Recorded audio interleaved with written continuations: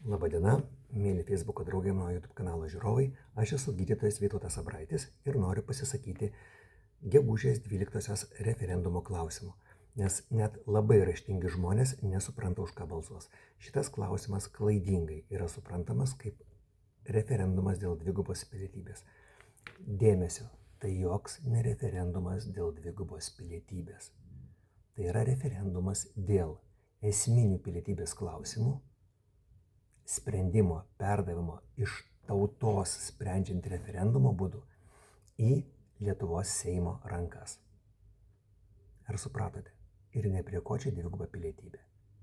Žinant, koks kartais gali būti antilietuviškas, antihumaniškas Lietuvos Seimas, man tai atrodo pavojinga ir aš tikrai balsuosiu prieš arba užbrauksiu tą langelį ne, arba tiesiog nepaimsiu biuletenio. Apskritai, dvigubos pilietybės klausimų aš šiek tiek esu sentimentalus. Man tokie žodžiai kaip tėvynė, Lietuva, mama, kalba, heraldika, istorija, jie yra šventi.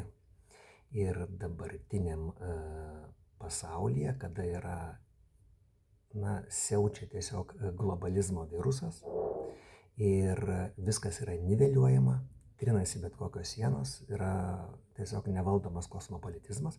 Man tautinis identitetas yra svarbu. Dėl to aš į tą dvigubą pilietybę visada žiūrėdavau skeptiškai, jo labiau, kad žmonės, kurie yra nors truputėlį patriotiški, kad ir 30 metų gyvena užsienyje su Lietuvos pilietybė ir neturi jokių problemų.